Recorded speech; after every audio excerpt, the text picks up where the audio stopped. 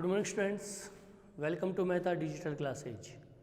जैसा कि हम जो इकोनॉमिक्स का पार्ट है उसका अध्ययन कर रहे थे, उसमें हमने देख लिया पालमपुर जो गांव था उसकी कहानी के बारे में।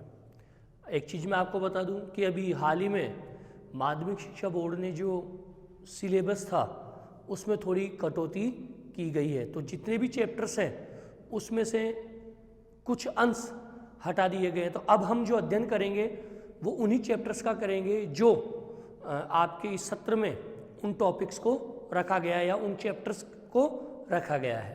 तो आज का जो हमारा टॉपिक है वो अर्थशास्त्र का ही टॉपिक है और अर्थशास्त्र में उस टॉपिक का नाम है निर्धनता। निर्धनता एक सीधा सा शब्द, समझने वाला शब्द की किस तरह से इसको हम समझ सकते हैं। निर्धनता देखते हमें पता लगता है कि अगर कोई झुग्गी झोंपड़ी में रह रहा है तो उसके बारे में हम पता लगा लेते हैं कि ये निर्धन है। एक ऐसा व्यक्ति जो उसके पास पहनने के लिए कपड़ा नहीं है, खाना नहीं है खाने के लिए, तो हम ये अंदाज़ा लगा लेते हैं कि ये व्यक्ति निर्धन है। रहने के लिए मकान नहीं है, बेसहारा है। तो ये सारी चीज़ें हम अंदाज़ा लगा लेते हैं उसकी परिस्थिति का, उसकी स्थिति का, कि ये व्यक्ति निर्धन है या नहीं है। तो आज का जो हमारा टॉपिक है वो इसी के ऊपर केंद्रित है, निर्धनता के ऊपर, कि निर्धनता क्या चीज़ है। और वास्तव में आज भारत जैसे बड़े लोकतांत्रिक देश में जो निर्धनता है वो सबसे बड़ी चुनौती है। जितने भी देश देख लीजिए आप, जो भी विकसित देश है वहाँ पर निर्धनता नहीं है। भारत विकासशील देशों की श्रेणी में है। विकसित क्यों नहीं बन पा रहा है? क्योंकि यहाँ की जो अधिकांश आबादी है या जनसंख्या है वो निर्धनता की रेखा के नीचे आ रही है, जिसकी वजह से अच्छा स्वास्थ्य नहीं मिल पा रहा है, अच्छी शिक्षा नहीं मिल पा रही है, आवास नहीं मिल पा रहा है, खाने के लिए भोजन नहीं मिल पा रहा है। तो कई ऐसी चीज़ें हैं जो इस चीज़ को दर्शाती है कि भारत में जो निर्धनता है वो किस लेवल तक है। यानी कि कहने का मतलब ये है कि ये कह सकते हैं कि भारत में हर चौथा व्यक्ति निर्धन की श्रेणी में आता है। हर चौथा व्यक्ति निर्धन की श्रेणी में आता है। तो कहने का मतलब 100 में से 25 व्यक्ति निर्धन। तो ये स्थिति है। तो ये एक चुनौती है और इस चुनौती से पार पाना ही सबसे बड़ी चुनौतियां होती है जो भी सरकार आती है उनके लिए, कि किस तरह से हम निर्धनता का उन्मूलन करें, इसे दूर करें। तो आइए आज के लेसन में हम पढ़ते हैं निर्धनता एक चुनौती। देखिए यहाँ मैंने परिभाषा लिख रखी है निर्धनता की। सिंपल सी चीज़ आप समझेंगे इस चीज़ में कि निर्धनता का आप अंदाज़ा कैसे लगाते हैं। मैंने बता दिया, कोई गरीब दिख रहा है तो आपको पता लग जाता है ये निर्धन है। कोई झोंपड़ी में रहता है तो हम सोचने लग जाते हैं यार ये तो गरीब है, निर्धन है। पहनने के लिए कपड़ा नहीं है, हम सोच लेते हैं निर्धन है। कोई बाल मजदूर काम कर रहा है, छोटा बच्चा फैक्ट्री में काम कर रहा है, उद्योगों में, तो हम क्या सोचते हैं यार ये तो गरीब है तभी बच्चा काम कर रहा है। तो इन चीज़ों का सब हम पता लगा लेते हैं निर्धनता का। विशेषकर अगर हम निर्धनता की सीधी सी बात हम देखें या समझें तो यही है कि अगर कोई व्यक्ति अपनी जो मूलभूत आवश्यकता है उनको अगर पूरा नहीं कर पाता है तो वो क्या है? निर्धन है। यानी कहने का मतलब कि जो व्यक्ति अपनी मूलभूत आवश्यकताओं को पूरा नहीं कर पाता है या उसके पास जो मूलभूत आवश्यकताएं हैं उनका अभाव है, तो वो व्यक्ति किस श्रेणी में आएगा? निर्धन श्रेणी में आएगा। और मूलभूत आवश्यकताएं कौन कौन सी है अपनी? रोटी, कपड़ा, मकान। ठीक है, तो ये चीज़ हमारी मूलभूत आवश्यकताओं में आती है। खाने के लिए रोटी भी चाहिए, पहनने के लिए कपड़ा और रहने के लिए मकान। तो ये हमारी मूलभूत आवश्यकताओं में आती है। अब आप देखिए, आप किसको गरीब बताएंगे? कि एक व्यक्ति ऐसा है जो 50,000 की सैलरी लेता है, ठीक है। एक व्यक्ति ऐसा है कि जो 20,000 की सैलरी लेता है और एक व्यक्ति ऐसा है जो दिहाड़ी मजदूरी करता है। दिन के कमाता है, दिन के कमाएगा तो उसका परिवार चलेगा। तो आप खुद अंदाज़ा लगा लीजिए कि निर्धन कौन है।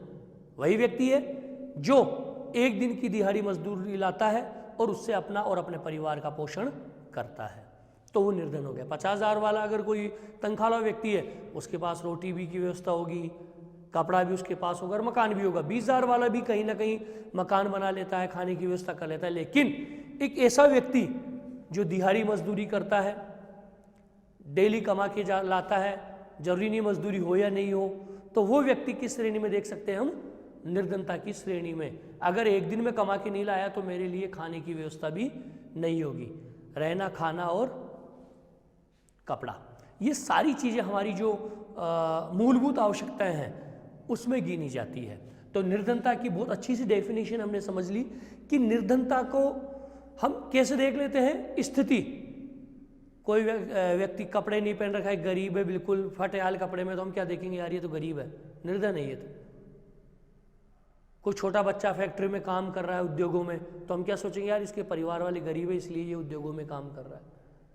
तो ये हम सोचने लग जाते हैं। फिर उसके बाद में जैसे गांव में आपने देखा होगा कि बहुत से बड़े बड़े जमींदार किसान होते हैं, उनके यहाँ पर कई लोग काम करते हैं, भूमिहीन श्रमिक, खुद की ज़मीन नहीं है लेकिन दूसरे की ज़मीन पे जाकर काम करते हैं। क्यों? परिवार पालने के लिए। तो वो भी हम कह सकते हैं कि यार ये गरीब है, ये निर्धन है। ठीक है। उसके बाद में देखिए शहरों में आपने देखा होगा कि बड़े बड़े शहरों में, शहर के बाहर आप जैसे निकलेंगे तो झुग्गी झोपड़ियाँ बनी रहती है जिनमें काफ़ी लोग रहते हैं, बड़े बड़े परिवार रहते हैं, छोटे गरीबों के बड़े परिवार संख्या में।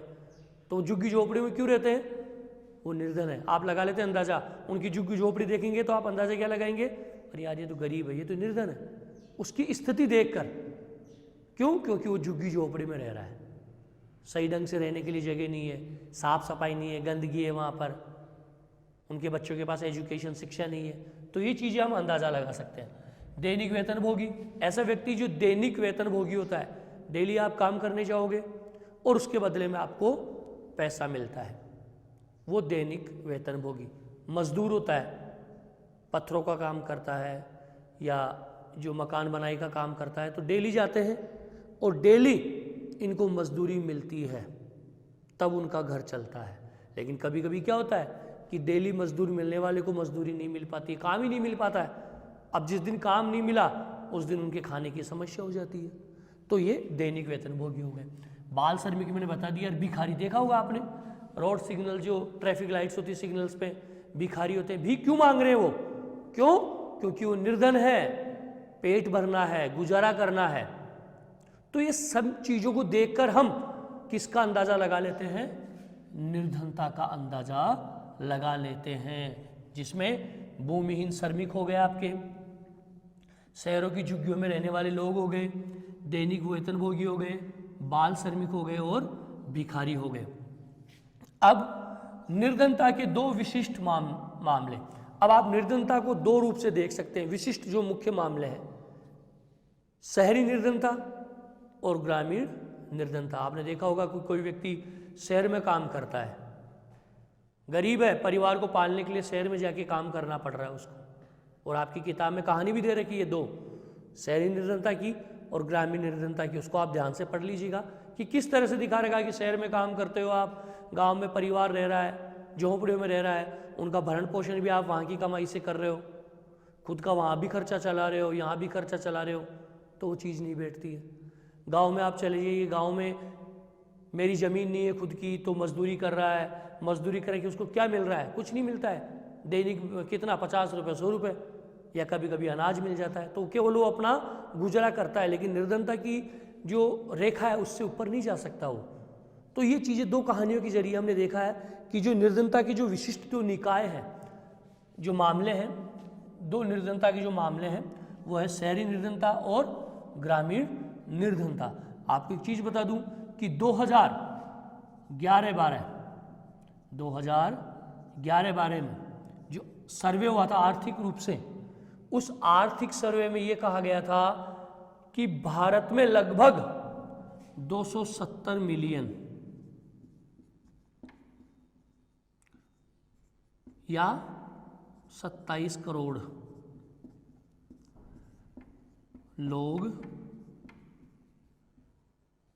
निर्धन हैं। ये लो, मैंने बताया ना कि हर चौथा व्यक्ति, अगर 100 करोड़ है तो उसका चौथा 25 करोड़ हो गया। तो जनसंख्या के आधार पर 2011-12 की अगर हम बात करें आर्थिक सर्वे की, तो उस आर्थिक सर्वे में ये देखने को पाया गया है कि हिंदुस्तान की लगभग 27 करोड़ जो जनसंख्या है वो निर्धनता की रेखा के नीचे है, निर्धनता की श्रेणी में वो आते हैं। यानी कि हर चौथा व्यक्ति क्या है, निर्धन है। तो ये बहुत बड़ी एक चुनौती है भारत के सामने कि इस चुनौती से पार कैसे पाया जाए। यानी हर चौथा व्यक्ति निर्धन है। और महात्मा गांधी जी ने भी एक शब्द कहा था कि सही मायनों में भारत तभी स्वतंत्र होगा जब निर्धनता जैसी समस्या का निराकरण हो जाएगा। आज हम आज़ाद हैं, स्वतंत्र हैं, लेकिन फिर भी कई ऐसी चीज़ें हैं जो हमें जकड़े हुए हैं, स्वतंत्र नहीं होने दे रही है। और उनमें सबसे बड़ी जो चुनौती बताई गई है वो है निर्धनता।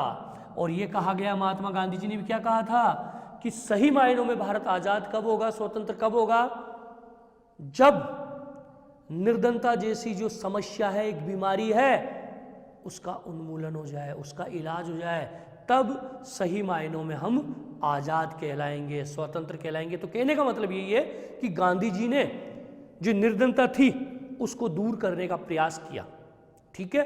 और एक सर्वे जो हमने देखा 11-12 वाला, उसमें मैंने बता ही दिया कि लगभग कितने व्यक्ति क्या है, निर्धन है, गरीब है। और मैंने बता दिया कि आप कैसे पता लगा लेते हैं इस चीज़ों का, ठीक है।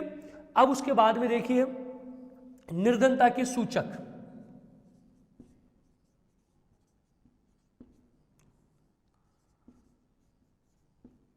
आपको पता कैसे चलेगा कि ये चीज़ निर्धनता है या निर्धनता का आप पता कैसे लगाएंगे। देखिए, निर्धनता का पता लगाने की जो सूचक है वो सबसे पहले है निरक्षरता।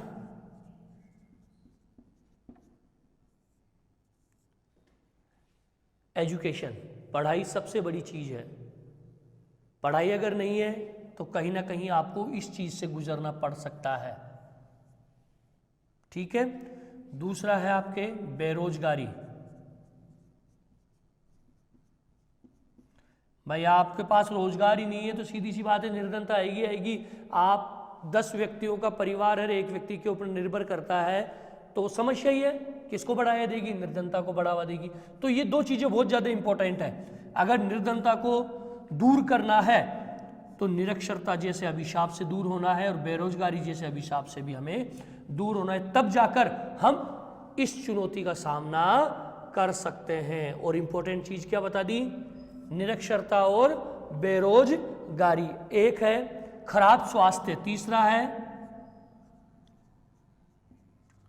खराब स्वास्थ्य। पता लगा सकते हैं जिसका बीमारी है, देखा होगा झुग्गी झोपड़े रहने वाले गांव में कई प्रकार के रोग बीमारी आ जाती है, तो सबसे ज़्यादा ये भी निर्भर करता है खराब स्वास्थ्य। फिर है चौथा है भूमिहीनता। बेचारे गरीब किसान हैं, उनके पास ज़मीन नहीं है, दूसरों की ज़मीन में जाके काम करना पड़ता है, ज़मीन नहीं है, बो नहीं सकते, तो इतना ही मिलता है जितना घर का खर्चा चला सकते हैं, ठीक है। उसके बाद में है बाल श्रम। बाल मजदूरी देखी होगी आपने, बच्चों को बाल मजदूरी करवाते रहते हैं, बाल मजदूरी। तो वो क्यों करवा रहे हैं, क्यों गरीब निर्धन है, परिवार निर्धन है, तो बच्चों को काम पे भेजना पड़ता है, क्योंकि परिवार कैसे चलेगा, खाने वाले ज़्यादा हैं, कमाने वाले कम हैं। तो इस परिस्थिति में कभी लोग क्या करते हैं, अपने बच्चों को भी बाल श्रम के ऊपर भेज देते हैं। छठा है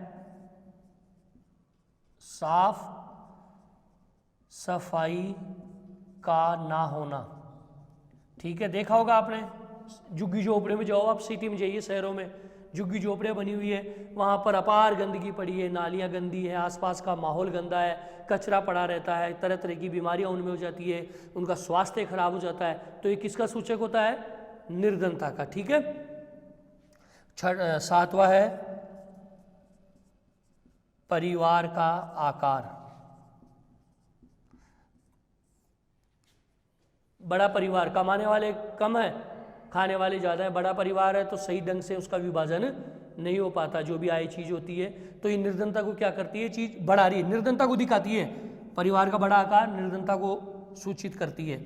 भूमिहीनता निर्धनता का सूचक है। बाल श्रम, साफ सफाई, खराब स्वास्थ्य, बेरोजगारी, निरक्षरता, ये सारी चीज़ें किसका सूचक है, निर्धनता का सूचक। और 8वां जो पॉइंट है वो है असहायता, असहायता, ठीक है। तो ये सारी चीजें 8 पॉइंट हमने देख लिए निर्धनता के सूचक, कि इन चीजों से हमें निर्धनता का पता चलता है। चाहे निरक्षरता हो, सबसे इंपॉर्टेंट इसमें क्या बताया है, बेरोजगारी और निरक्षरता। अगर निरक्षरता और बेरोजगारी के ऊपर नियंत्रण हो जाए, लोग पढ़ने लग जाए, शिक्षा का ज्यादा प्रसार हो, तो हम निर्धनता को चुनौती दे सकते हैं, निर्धनता को कम कर सकते हैं। अगर लोगों को रोजगार मिल जाए, बेरोजगार नहीं रहे, तो भी हम निर्धनता को खत्म कर सकते हैं। तो कहने का मतलब है कि मुख्य रूप से निरक्षरता और बेरोजगारी दो ऐसी चीज हैं जिनसे हम निर्धनता का सामना कर सकते हैं, निर्धनता को दूर कर सकते हैं। जिस प्रकार से निर्धनता चुनौती बनी हुई है उसको खत्म कर सकते हैं। तो ये चीज़ आज हमने देख ली निर्धनता के बारे में, और इसमें जो चीज़ है निर्धनता की सूचक वो देख लेना दोबारा, निरक्षरता, बेरोजगारी, खराब स्वास्थ्य। यानी कि निर्धनता का सूचक किस चीज़ से हमें पता लगता है कि भाई ये निर्धन है या निर्धनता है, तो ये चीज़ें हमने देख ली, भूमिहीनता, बाल श्रम, साफ सफाई का नहीं होना, असहायता और परिवार का आकार। तो ये सारी चीज़ें हमें किस चीज़ की सूचना देते हैं, निर्धनता की। और निर्धनता का मैंने बता दिया कि सीधी सी बात है, निर्धन व्यक्ति कौन है, जो व्यक्ति अपनी मूलभूत आवश्यकताओं को पूरा नहीं कर पाता है। मूलभूत आवश्यकता मैंने बता दी, रोटी, कपड़ा और मकान, यानी मूलभूत आवश्यकताओं का अगर अभाव है तो वो किस श्रेणी में आता है, निर्धनता की श्रेणी में आता है। और निर्धनता का पता हम लगा लेते हैं, रहन सहन से, खाने पीने से, हर चीज़ से हम पता लगा सकते हैं निर्धनता का। और ये देख लिया हमने कि भारत का हर चौथा व्यक्ति किस श्रेणी में आता है, निर्धनता की श्रेणी में आता है। और महात्मा गांधी जी ने क्या कहा था कि सही मायनों में भारत तभी आज़ाद होगा या स्वतंत्र होगा जब निर्धनता भारत से क्या हो जाएगी, समाप्त हो जाएगी। तो ये भारत के लिए क्या है, एक प्रकार से चुनौती है।